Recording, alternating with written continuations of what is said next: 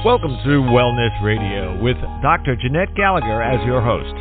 Her show discusses topics of health, wellness, and spirituality, and is about discovering your place in this great universe, from your cells to the cosmos. Along with her guests, in casual conversation, she strives to ask the difficult questions that may be holding you back from a vibrant life, and shares new ideas that may inspire you to make a change in your life that you only can see in your dreams.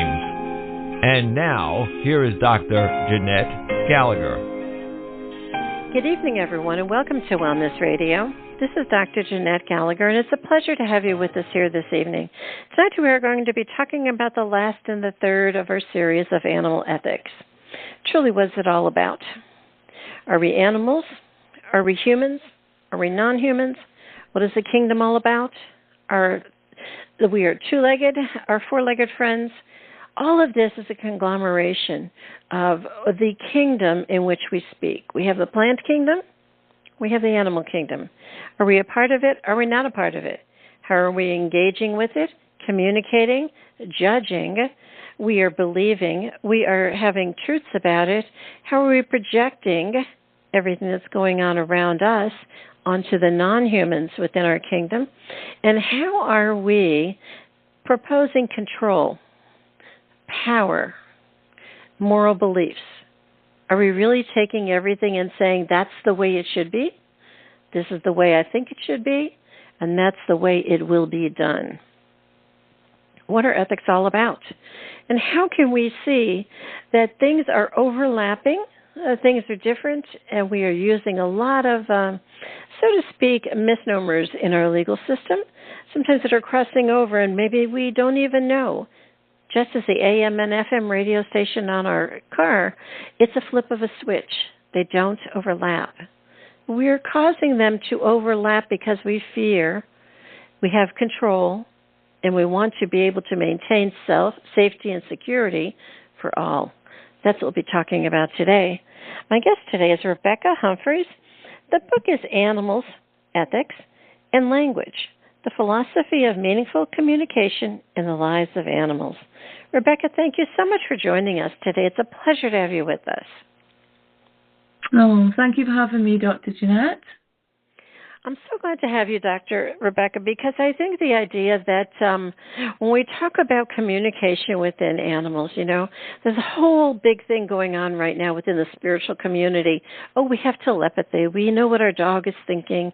We have a sense of what the horse might be healing, or maybe that the bear is powerful, and we don't want to eat them. We don't want to harm them. We want to protect them.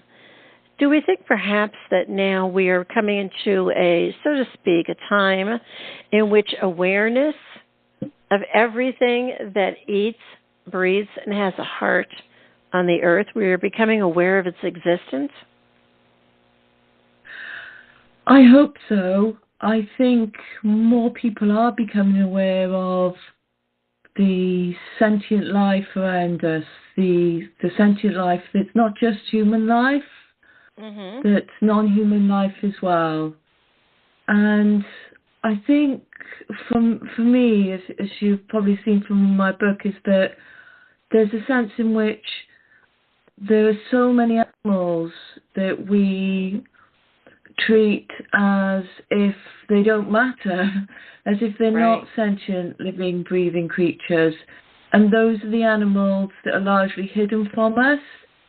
But I think things are changing, as you said. There is a sense in which people are becoming more aware of the wonder of the non-human world and all the capacities that it has, which are some of which are different from the human world and some of which are the same. Yes. You know what I think is so vitally important to focus on for a moment at the beginning of this conversation, Dr. Rebekah, is about the idea and the concept that we are where we are in history, and what we do, what we know, is a factor of that time in history. Let's look back. I grew up in the 50s. I read all the books in the library. They were all written in the late 1800s and the early 1900s. They were ancient. They were old. Things were not published as well. Then it came along, and then all of a sudden people were going to college to be able to get access to more intelligent books, to more education, to be able to know more. Then along came the internet, and then we really had a blossoming of, oh my gosh, what is that? Who is that? What's that about? And our world just popped open. And then again, let's take it back again to the 50s. All of my relatives, they all grew up within the same mile, so to speak, for generations. Then all of a sudden in the 60s and 70s, people started to fly. I remember my first airplane thing. It was get dressed, put on the nylon stockings and the suit to be able to go take an airplane ride, And then now everybody's jetting around all the time, and people don't live, close by or anything. So they're seeing animals in their different areas in which they live or they move. People can go to Australia and just a drop of a dime and see a kangaroo, or go to the, Colorado and see an elk, or go to Hawaii and see a dolphin. So I think the perspective is that many people at this current time in life are just now coming into the conceptual idea, hey, there's more out there than just us. Perhaps? Yeah, and I think that's such an important perspective. For so long, humans have, I think, tended to see themselves as the center of the universe, not just philosophically, but, from the perspective of science, and from a personal perspective as well, from the ethical perspective. I think as people become more and more aware of the natural world around them, there is a growing sense of its value and appreciation of the non-human world. Right, because if you really look at it, geography even grew up, I mean, geography to me was a map. We had maps, paper maps that you would open up to look at. And now geography to people is, they can go anywhere that they want to. So I think the idea is we are now in the year 2025 looking at how many generations of people are on the earth right now. People are living longer. So there's a lot of people really looking at what is an animal all about? How many different kinds are there? How are we caring for them? And how can we do it better? Isn't that the focus of animal ethics? Yeah, it is the focus of animal ethics. What are we doing wrong in our treatment of animals? Because while there is a growing sense of moral regard for wild animals, partly because of issues to do with, the climate crisis and biodiversity and so on, people want a healthy environment for the future. The billions of animals that we eat and which we use in commercial practices, they're the ones that animal ethics mainly focuses on, because that's where we see some of the most appalling sufferings of the hands of humans. And also this is the suffering that it's kind of hidden in a way, because although factory farming is big business and it's all over the globe, but it's not restricted to poorer countries or richer countries. It is there, out there. I know in my own country, in Wales, we see a lot of sheep walking around and roaming the fields, and we see cows roaming the fields. But that's just the bit that we see. We don't see the battery farms. We don't see the factory farms full of cows. Right. We don't see the other narrative, which is for the majority of the animals that we use, I'm afraid. And I think there is a growing, since the 70s, really, people have really become aware of our treatment of animals in farming and in research and other practices like the fur trade and so on. And whilst many people are against, say, the fur trade, and they know what happens and they realise how terrible that trade is, there are other groups of animals that we consume and that we use that, because it's the norm to do so, I think there's a sense in which we don't question it as much. And I think animal ethics is really about questioning our assumptions about our use of animals. Does that make sense, Dr. Sure Jeanette? does. Yep. And also, too, I think about the idea, Dr. Rebekah, when you put, again, the word animal at the top of the page, and you put under it human and non-human, and you just use it as a paradigm. You just use it as a straight line, left to right, as a linear kind of thing. And when I think about that, I think we can also correlate it to the human's existence, too. Humans have been horrible to other humans for decades. I grew up in a time of violence. My ancestors grew up in a time of war and poverty. And then we had abuse and violence. And we think about that now. People are starting to find their voice, so to speak. So when people and humans are going through the similar experiences as we project or we assume that the animal kingdom is of non-humans, we can see and correlate our experiences because probably we didn't think twice, about chicken nuggets. We didn't think twice about how many hot dogs. We didn't think twice about bologna, 20, 30 years ago. But we certainly do now. We think about the voice and the communication. And I think it's truly when humans who are supposed to have a higher intelligence can say, hey, what are we doing as humans? And then they go to work and say, ooh, I don't want to do that to the animal because I have that type thing at home and I certainly wouldn't want to do that again. We're taking our feelings, emotions, beliefs, and truths and projecting them within the caretaking for the non-humans, correct?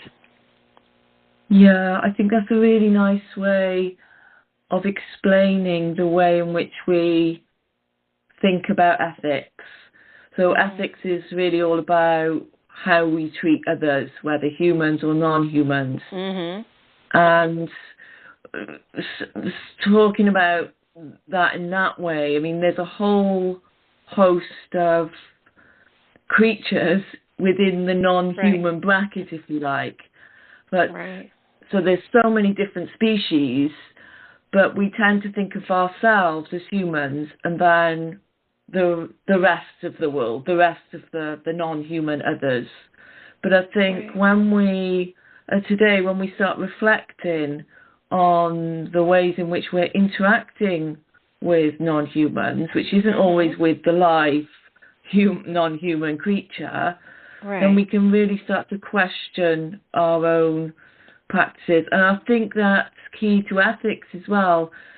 We're rather than questioning the animal, if you like, or the non-human and saying, well, they don't have this or that capacity, or they're not rational, or they can't suffer as much as us, or they don't have language. When we turn that question on ourselves, we're kind of thinking about what we ought to do, as you say, as moral agents capable of reasoning and of morality in a way which maybe non-humans aren't. We don't really consider non-humans to be morally bound. We don't hold them responsible for their actions in a way we do of human beings.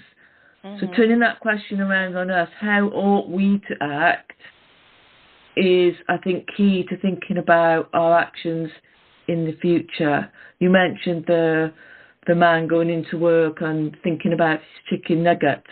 That kind of reflection, I mean, that's a huge thing to be able to do, right? To be able to think, well, I'm actually going to start thinking about the food that I eat and how it affects the creatures down the line. We're quite removed from our food in that respect. And through no fault of our own, I don't think, because marketing strategies have a lot to do with this, right? So they make us think that the food we're buying is, welfare friendly and so on.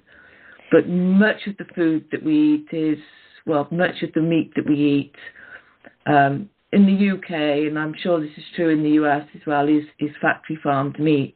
Trying to be aware of that and the suffering that happens behind it is, I think, so important to this awareness of our relationship with the non-human world more generally. But do you think also, too, that how we experience life is definitely based upon our wealth, it's based upon our power, it's based upon our safety and security, and how we are cared for. So if you look at it, a big company may say, I'm rich, I can afford to eat however I want to eat. I'm just going to make this product because this product will bring me money to sustain my own existence. Now we think about the non-human animals and we say, I see them. All those dolphins, they're being cared for at maybe one of these amusement park places or whatever. I know that all dolphins look like that, and all dolphins are cared for, and all dolphins jump in the sky and they're happy because that's my experience. So in essence, isn't everything a perception of the filter in which we see the world? I think there's an extent in which our judgments of the world are based on our experience and our education, of course, and our upbringing. But there's also a sense in which we want to try and think about the world, our treatment of humans and other animals, as not solely dependent on how we alone perceive the world, because the problem is that if we do that without sort of questioning our own judgments, there's a danger that we fall prey to bias species, to a form of speciesism or biased judgment. Right. And I think the case of dolphins is a good example because, when I was a teenager, I went to see dolphins in, I think it was a park in Florida, an amusement park. And, I'm sure as a teenager I thought it was great. I wasn't of the age to question. But there is a sense, I think you mentioned the internet, which is important because nowadays we do have a lot more understanding and knowledge about the capacities of animals, and we know that keeping dolphins in those conditions isn't caring or empathetic, but it's very harmful for the dolphins. And so I think there's a lot of knowledge and experience that we can draw on to consider, whether our treatment of animals for our own amusement is justified, whether it harms the animals or whether it's purely for our own amusement. Now, animal advocates wouldn't say, we can never use animals. I mean, that's a kind of different thing altogether. And you mentioned about people, some people being more privileged than others. Right. And I think that's quite important as well in thinking about animal ethics, because a lot of the ways in which we farm animals, for example, are connected to issues of land use in poorer countries and the growing of feed, cereal crops. Those cereal crops are turned into food for the animals to feed that we then eat.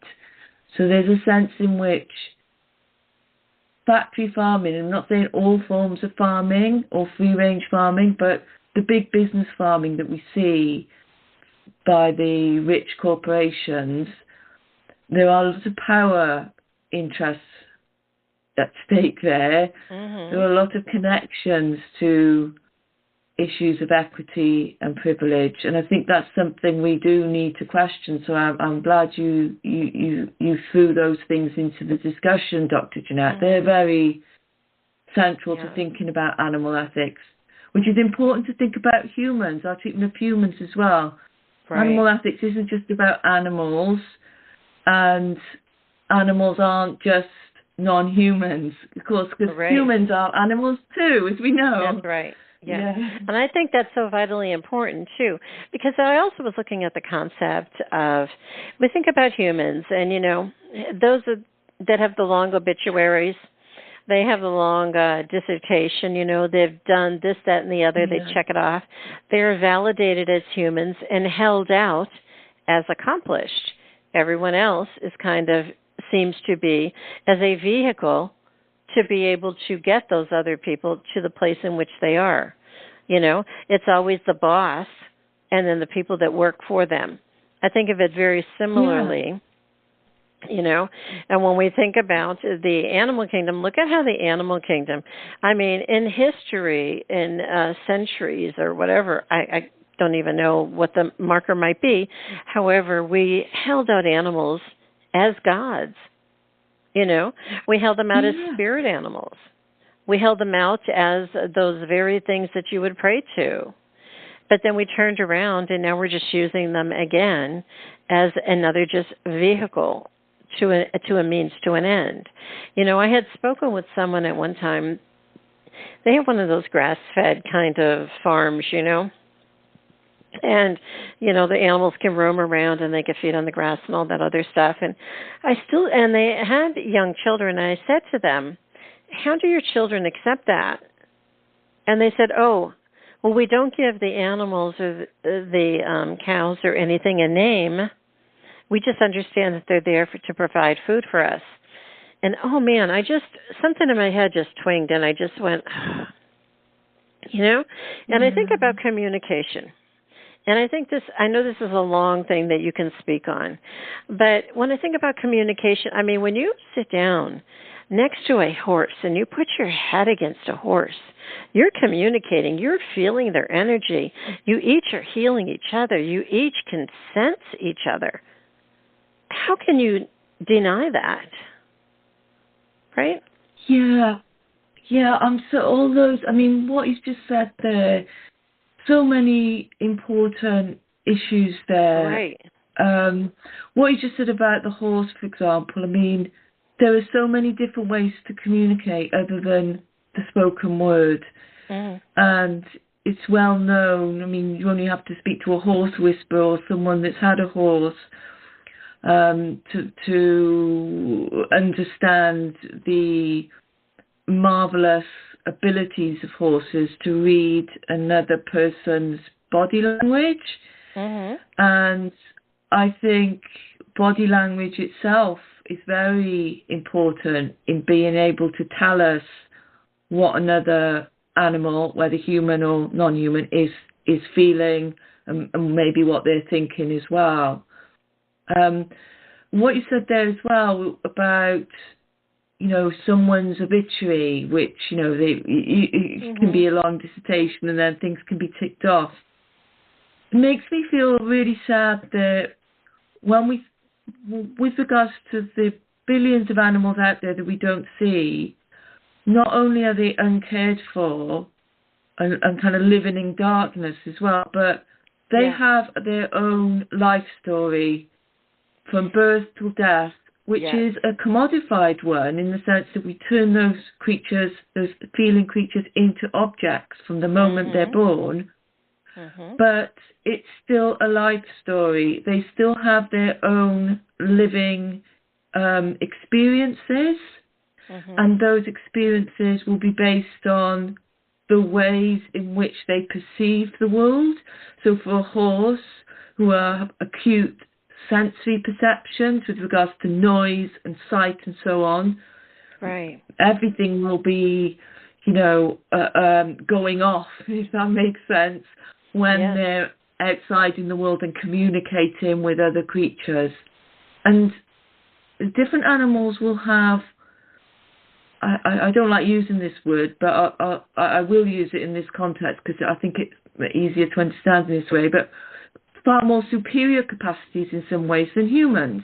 So if we think about the powers of dolphins or bats, which is they have a communicative power which is based on echoes.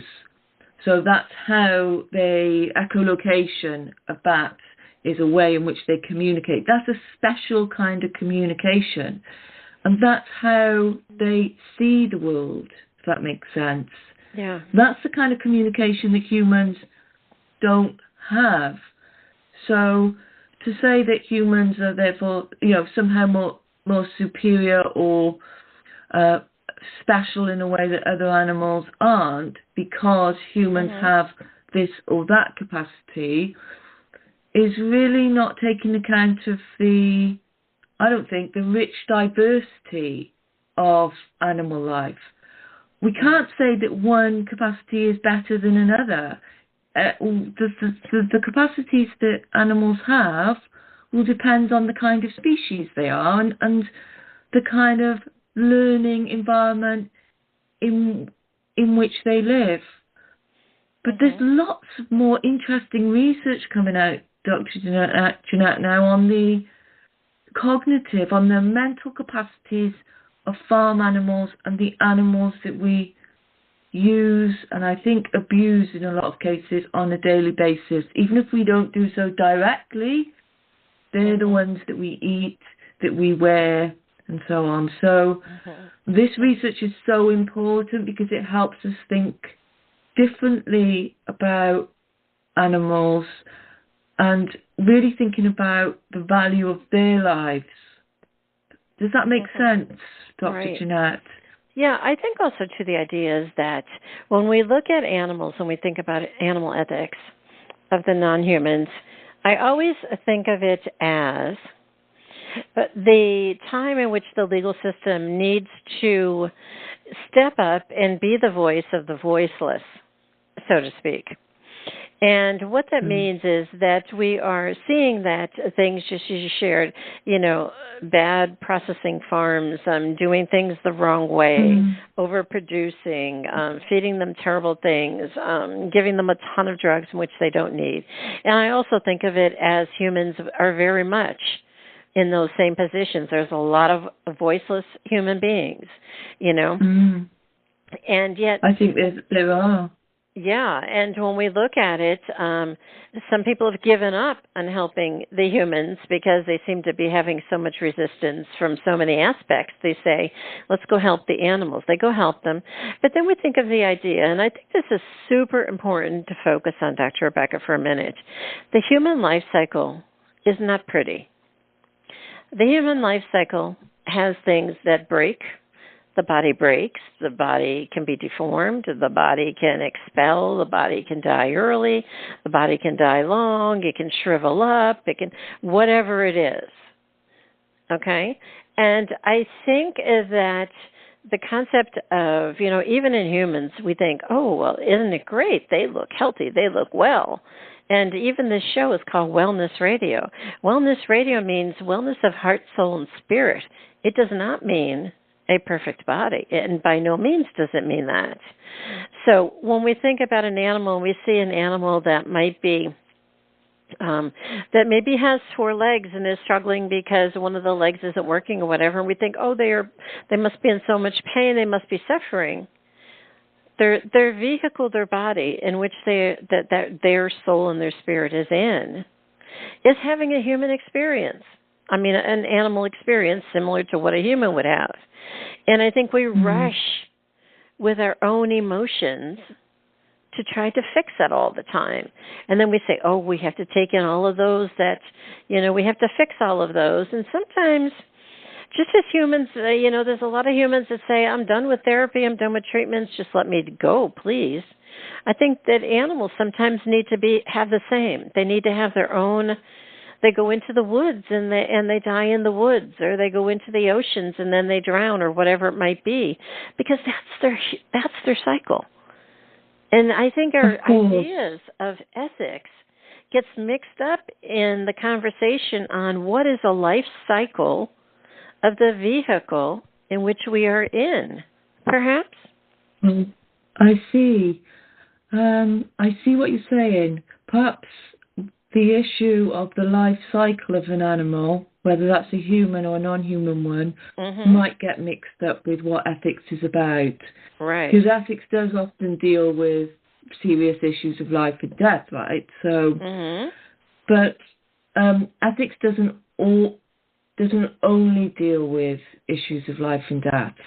So Right. it also can deal with or consider the naturalness of an animal. So it can consider naturalness is a bit of an ambiguous concept, I know. But with regards to, say, the animals that you just mentioned, the deer walking off in the woods to die, these things, I think we have to be careful about saying that, this is somehow these natural life cycles and natural deaths are things that we need to somehow prevent. Because or not ameliorate. Yeah, because not all... so animal ethicists or animal advocates will rarely say that all suffering is bad. I mean, suffering is part of who we are as sentient creatures, as living, feeling creatures, and who animals are. And death itself, is something that humans want to avoid. Most humans want to have a long and healthy life. Many don't, do they? But I think there is a difference between animals that are free living and which have come to the end of their natural lives, and then the manipulation of animals, the purposeful breeding of animals, and the engagement of animals, and keeping them in conditions which is unnatural to their kind, only so that they might have an early death for our own benefit. So ethics can recognise that there are very different cases out there, very different types of suffering, some of which can't be prevented and shouldn't be prevented, or we shouldn't attempt to interfere, for example, in predation, in predator-prey relationships, because that would just be catastrophic for the environment. But where suffering is extensively human-caused, right, that does, I think, create responsibilities for human beings to provide for a certain quality of life at the very least. And that's a very different consideration from whether we should try and save the deer that's at the end of its life. And also a very different consideration from perhaps whether we should save the human being that's at the end of her natural life as well. Right. Do we think that perhaps maybe we say, is it the powerful will be able to exist, and the powerful will have the control, and the powerless have no control, therefore they are objectified? We see it with humans all the time. We obviously see it with the animals, right? We do. And this is the very power relation that ethics is concerned with. I think for me that relation is deeply problematic and at the heart of how we treat animals as commodities, and also humans as well. I think challenging that is not easy, as you've said, and people do get tired, and what they reach burnout because there's only so much that one can do.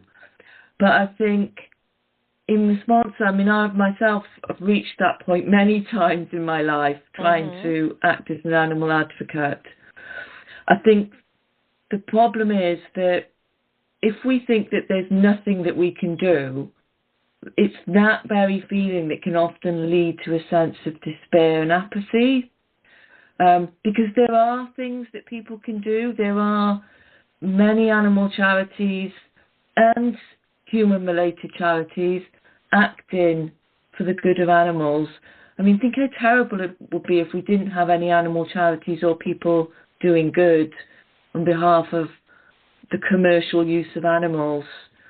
And I think the internet has played a big role in making people aware of what happens to animals. And there are things that we can do. But I think to prevent that despair and apathy, it's important to think about actions, ethical actions that we can do to make us realise that there are things that we can do to change that power relation, because it has been done in the past with the abolition of slavery is a prime example, and the suffragette movement is another example. Of course, these are huge movements and acts, but ultimately, if we're interested in justice for animals, then things like the abolition of factory farming or the let me think about this way to put it, monetary support to provide for more sustainable, ethical methods of farming, or at least adaptations to help farmers to provide for a more compassionate relationship with animals.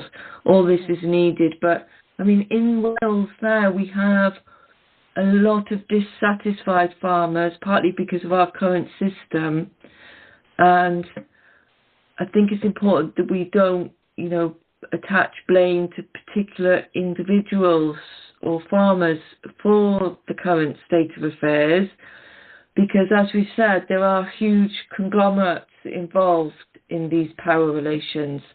Right. And, in fact, a lot of the money goes into a few hands, if that makes sense. Yeah. It's not spread out like you might think it is. Right. I think, Dr. Rebekah, and now the year 2025, a lot of systems are starting to collapse. And I think that now that humans have finally said, put a foot down, and said, I'm done. This will be no more. And as we have a collective voice, I think the collective voice is starting to collapse a lot of systems. We will probably see the food system just go into total turmoil for several years before it bounces back out. And we say, what are we willing to accept because of that power system, And I think that that's okay. But I also think of, too, Dr. Rebekah, and I wanted to touch on this. Let's talk about the chimpanzees. Do you remember when the chimpanzees came on TV probably in the 50s and 60s and, come sit up here, and they could, make a sound or count to three, and they would count to three, kind of using them as an intelligence factor. And now, you can see how this monkey, they must have a brain. They would say they must have a brain. They must be able to think because they can do this. And I think that what happens is we start to see that everything has a brain. I mean, I've been being in the medical field, I can't tell you how many things I've dissected, and there are brains in them. I'm sorry, there are, And when we think about it, we say, but what are they doing? And the answer is, well, I don't know. It's just there. They kind of diss it so much. But then we turn around and we say, just as I shared before about going near a horse and being able to feel your heart feel better. We think of children with autism that go to ride a horse or just touch a horse and they start to just feel so much better. But think about the word communication. Is it a learned thing, communication, or is communication nonverbal and it's just an energy wave? Myself, I've been teaching this for decades. Communication is nonverbal. We are all energy beings. It's a transmission. You can feel it. You can go in a room and you can feel the energy in there and you go, ooh, I'm out of here. You can go out in nature and you can say, oh, this feels good. I'm here. You can go and hold on to a puppy dog and all of a sudden you feel better. Or you could hold a puppy dog and the dog is sick and you could say, ooh, what's wrong? So communication to me is something totally different. However, can we decide we need to expand our definition of what communication is and allow ourselves to live in the land of potential possibility instead of science, theory, and validation? I think it would be good if we could allow ourselves to do that, Dr. Jeanette, if we could allow ourselves to broaden our understanding of what counts as communication, and all the potentialities that would involve. For me, too, communication can be non-verbal, and I think non-verbal communication is often a lot more meaningful than the standard human view of communication, which tends to be that it's just a spoken and written word, and anything else is just not good enough or doesn't meet that standard. And I think you'll see from the book that I really do think that communication is embodied in very subtle behaviours. I mean, anyone with a dog will tell you that, you know, you've only got to think about taking the dog for a walk, and the dog's right on your heels. He knows what you're thinking. Right. And it's not so much that he can read your thoughts, right? It's because he or she can observe those subtle communications in your eye movements and body language, which is saying, I'm thinking about taking you for a walk. And that is so powerful, that type of communication. And for a long time, that communication has been seen as just, you know, it's just not good enough because it doesn't match up to the communications of so-called human language, spoken and written words.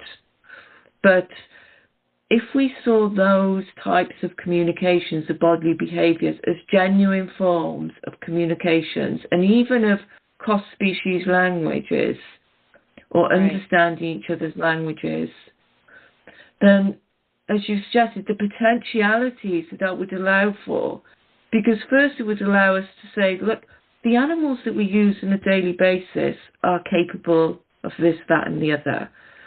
And we know that they're capable of this, that, and the other. If you allow someone to communicate in their own time and feel comfortable and be in an environment in which they trust the other person to an extent that they can be themselves, whether this is a human or non-human, then the true extent of their capabilities usually displays itself to us.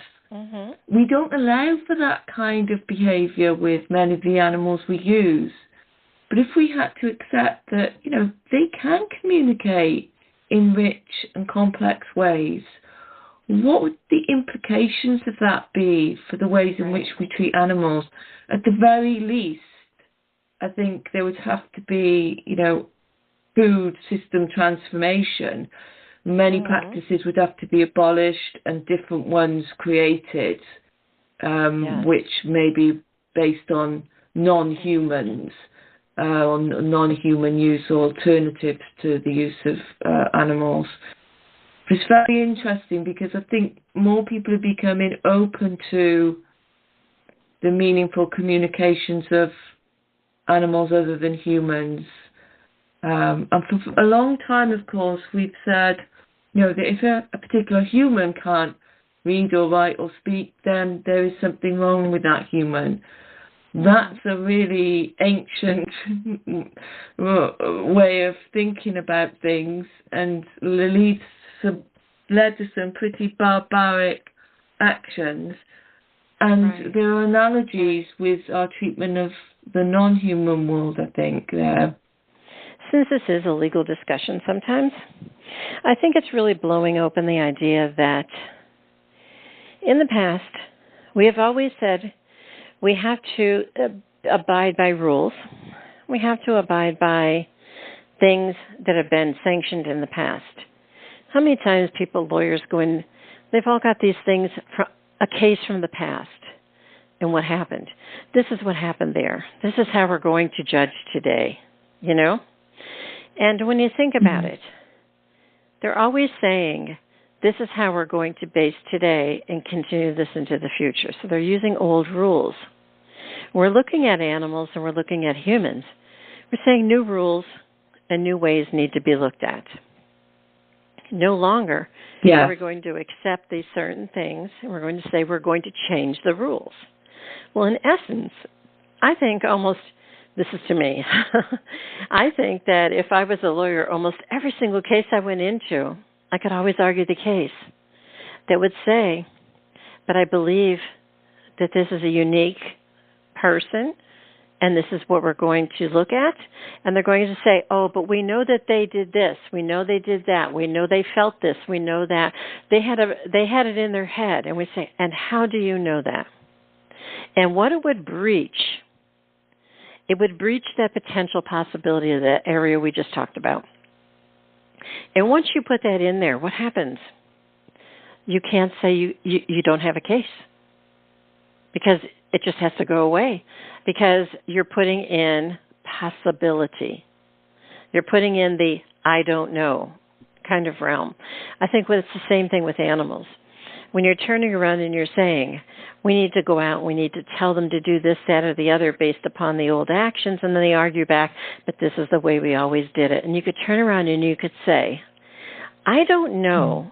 I know a dolphin may have a brain, but I don't know, possibly, if swimming in the toxic water is good or bad for them.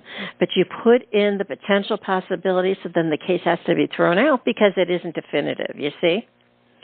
So if you could turn it around and every time say that, then that has people say, well, then show me a new way of being. And if that can be constructed, and if that can be seen, might that be the way going forward to change the profession of animal ethics, of human ethics, of this whole entire thing? If you eat, you breathe, and you have a heart and possibly a brain, can we change it? Wouldn't that totally turn the world upside down? I think we do need to turn the world upside down. I think, particularly with regards to our treatment of animals, we need to do it differently. We can't continue as we're doing and think of ourselves as responsible moral agents.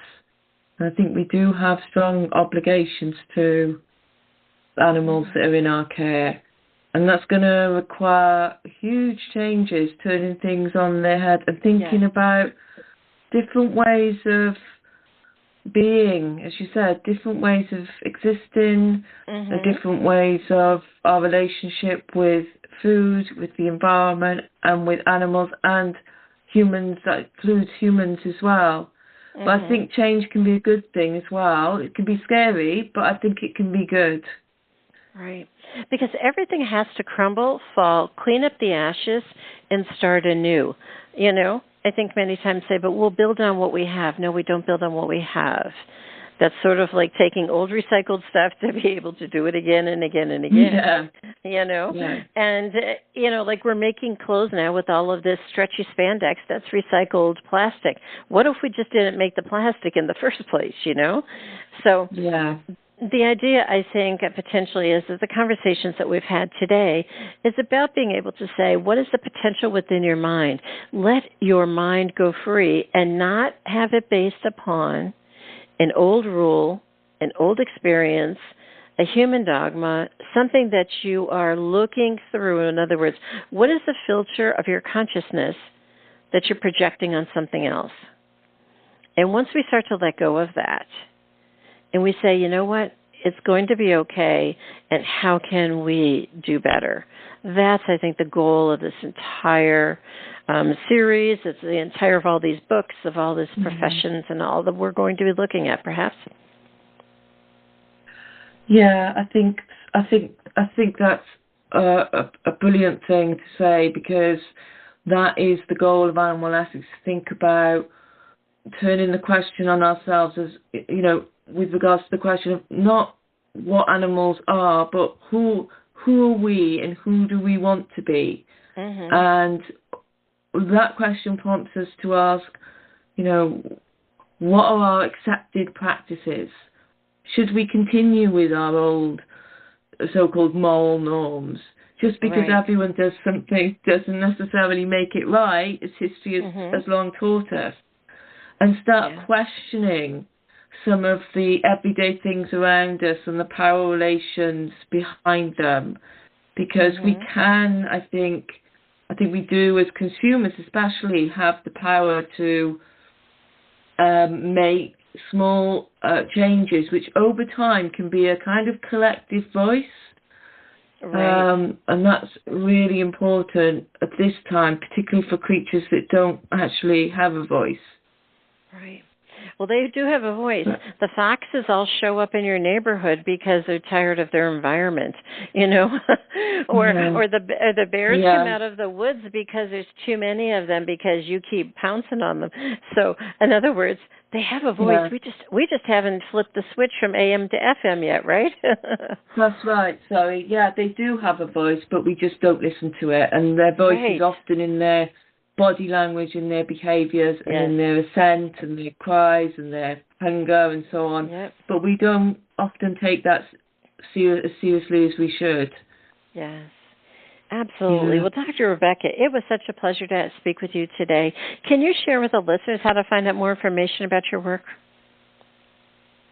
Yeah, so I am on ResearchGate, Dr. Jeanette, so you can always Google me, Dr. Rebekah Humphreys, ResearchGate, and you will find a link there to all my work. The university I work at is the University of Wales, Trinity St David. So there is a research repository there where all my work is. Very good. Well, Dr. Rebekah, it was such a pleasure to have you with us here today to have this conversation. And I hope that potentially this will stir some people to ask the questions. I think really what we did today was we said there is a potential, but our potential cannot work through our filters. And I thank you so much for engaging with us today. Thank you so much, Dr. Jeanette. Such an important topic. Thank you so much. If you'd like more information about Dr. Rebekah Humphreys, again, the book we spoke about today is Animals, Ethics, and Language, The Philosophy of Meaningful Communication in the Lives of Animals. Please do click on the link on the bottom of today's show page to go directly to her website for more information and to check it out. It truly is about being able to say we need to be able to have eyes wide open and clear away some of the clutter, take away some of the mind chatter, maybe throw away some of the old books and look at things with the potential. How can we change the world? We are at the point where everything is ready to fall, and as soon as it does, we will all be ready to stand up with our collective voices and be able to say no more. And this is how we like to see it going forward. Thank you so much for being a part of the mission, being part of being able to say it's no more and we'd like to see it different. Thank you for joining us. This is Dr. Jeanette. Until tomorrow, have a great day. Today we discussed many life-changing concepts. Who do you turn to and how do you know what is best when faced with a health crisis? Dr. Jeanette is a patient advocate. She listens to the patient, the doctors, and the family, clarifies the health issues and concerns, then helps the patient make the best choices going forward.